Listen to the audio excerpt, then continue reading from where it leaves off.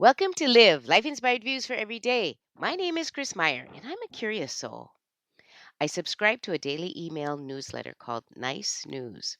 The other day, it talked about the idea of little treats, the things that go a long way to make a bad day just a little bit better. The article stated that we all need a little treat every once in a while to keep us going. The author Claire Moses shared that some days are harder than others, and a break that brings a treat, a small luxury, helps us get through the rest of the day or allows us to return to our tasks with more motivation. She cited a quote by writer Iris Murdoch, who wrote, "One of the secrets of a happy life is continuous small treats, and if some of these can be inexpensive and quickly procured, so much the better." The New York Times posed the question of small treats to a list of stars and other well known people in our culture, and then shared the list describing what small joys they sought out to brighten their days. It was a long list, and not that much different from those of us who did not have the same pedigree, minus some expensive indulgences. They grouped the responses into these three sections. Number one, nourishing the body, stomach included. Number two, feeding the brain and heart. And number three, calming through ritual. This little exploration into the need to find a something or treat to brighten one's day made me reflect on my own little something or treat. There is no doubt that as an experience, playing the piano or working on a jigsaw puzzle is a day brightener for me when things go wrong, I feel restless, or am frustrated about something. As for a small treat to bring me joy, I'd have to say meandering in a bookstore or sitting in a coffee shop to read really fills my spirit. What would it be for you? Think about it. Write it down somewhere so you are intentional about looking at its value in your life. So, what makes it important? Why is it important to take time to find that treat during a time when you are disappointed, glum, angry, sad, or out of sorts? In my mind, I think it is important because those small treats or small joys can be pattern breakers. When we are stuck in a low mood cycle due to some negative relationship event, experience, etc., we need something to break the pattern. An episodic negative event resulting in a bad mood that lingers and colors our day with gray cannot be broken with more negative. The pattern breaker must be positive. Just as a great day can be marred by a negative event, the opposite is also true. A bad day can be brightened by a positive event.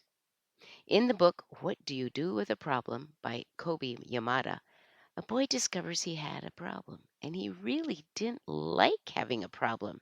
He didn't know what to do with it, so he tried shooing it, scowling at it, ignoring it, but to no avail.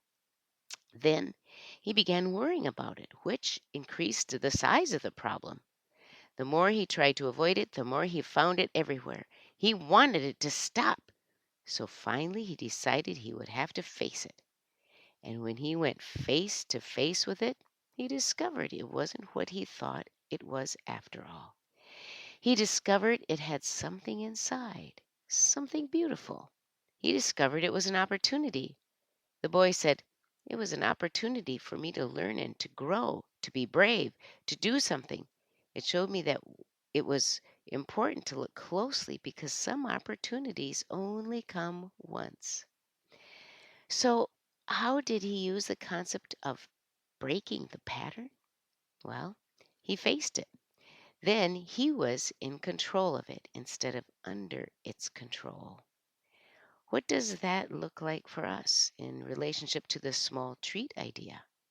I wonder if treating ourselves gives a distraction, takes power away from the negative, because the treat lets a positive feeling seep in and take control of our moment, often lightening our step, readjusting our attitude, so that when we return to the problem, we may have a different slant on it. We may feel in control of it because a good feeling increases our confidence. Several weeks ago, I read an anonymous quote that said, "Kites rise against the wind, not with the wind." Maybe those little treats give a boost to get us ready to rise against the wind. Brene Brown said, "Talk to yourself like you would to someone you love. So maybe in the throes of a bad day or situation, say, "You poor dear, I'm going to do or get you something good to brighten your spirits." Seems like that might just be what we need to lift our kite against the wind and become a negative pattern breaker. Maybe the writer Anne Lamott had the best definition of those little treats when she said, "Almost everything will work again if you unplug it for a few minutes, including you." This week on your bathroom mirror, write, "My favorite little treat to brighten my day is," and then fill in the blank. Join me next Monday for Live, Life Inspired Views for Every Day. I'm Chris Meyer, and I'm a curious soul.